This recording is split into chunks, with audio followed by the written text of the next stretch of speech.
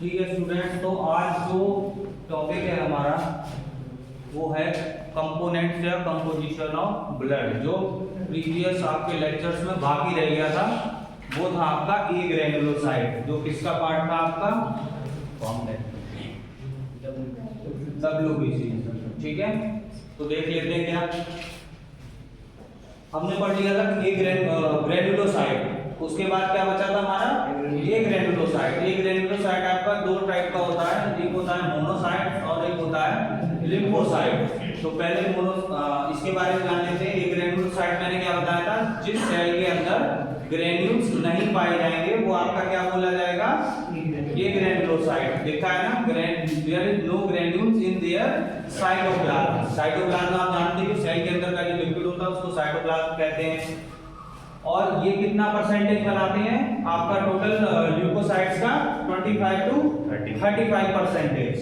ठीक है, अब बात करते हैं मोनोसाइट्स की। मोनोसाइट्स आपके 3 to 8% बनाते हैं। ठीक है, क्या होते हैं मोनोसाइट्स? ये क्या होते हैं, लार्ज मोनोन्यूक्लियर जैसी सेल्स होती हैं। एक तो बड़ी होती हैं लार्ज, मोनोन्यूक्लियर का मतलब क्या है, अगर एक सेल है तो उसके पास सिंगल ही न्यूक्लियस होगा।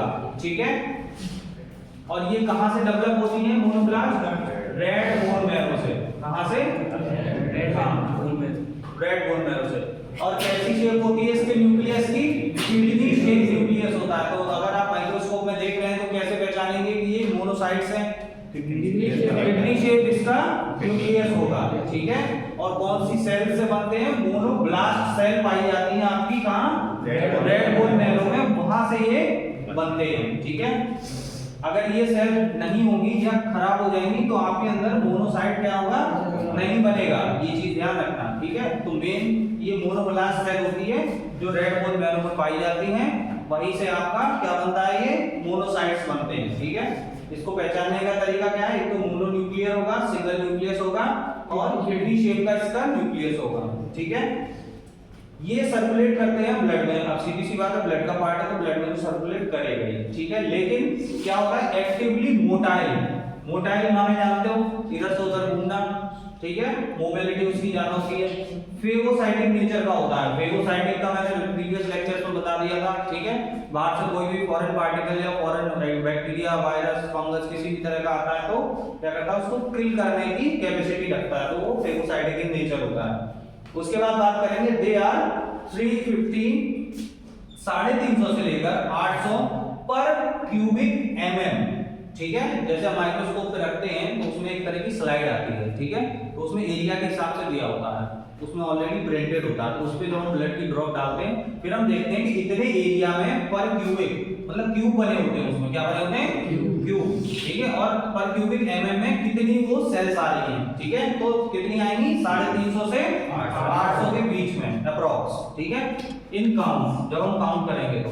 ठीक है, और ये क्या होती है, लार्जेस्ट सेल्स ऑफ ब्लड। हाँ, जिसका डायमीटर 12 से 20 मिलीमीटर। हाँ, ठीक है, तो ये चीज ध्यान रखना। ये एक नंबर में क्वेश्चन बन सकता है आपका कि लार्जेस्ट सेल्स ऑफ ब्लड कौन सा होगा, वो होगा आपका मोनोसाइट। ये एक नंबर का क्वेश्चन आपका बन सकता है किसी भी एग्जामिनेशन में। ठीक है, चलिए अब बात करते हैं लिम्फोसाइट्स की। तो लिम्फोसाइट्स कितने होते हैं, 20 to 25% अपना कवर करते हैं पूरे ब्लड में। कितने होते हैं ये, 20 to 25%। ठीक है, अब कैसे होते हैं, तो पहली बात तो ये स्मॉल होते हैं। कैसे स्मॉल होते हैं, स्लाइटली स्फेरिकल, पूरा गोलाकार ना होके थोड़ा सा गोलाकार होते हैं। ठीक है, स्फेरिकल, स्फेयर बनाते हैं। कैसे होते हैं, इसके लार्ज राउंड न्यूक्लियाई। जो न्यूक्लियाई होता है कैसा होता है, लार्ज होता है, और कैसा होता है, गोल होता है। ठीक है, जिसका डायमीटर कितना होता है, 6 से 16। ठीक है, they are associated with defence mechanism of the body.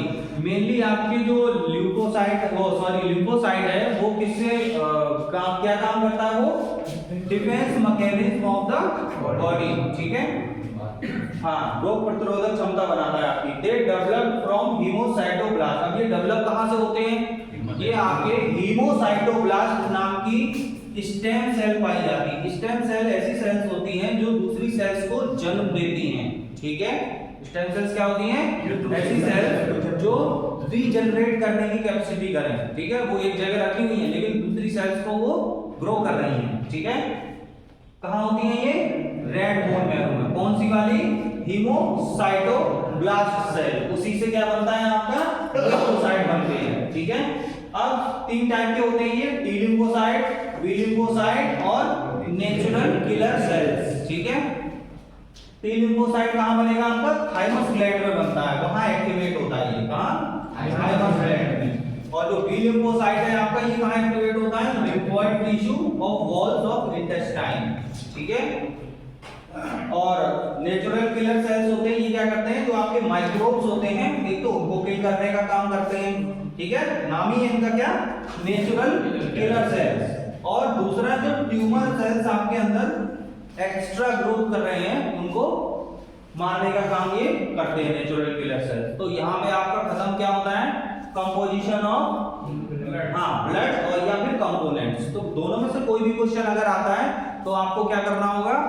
Same तरीके से पूरा डिस्क्राइब करना होगा, ठीक है।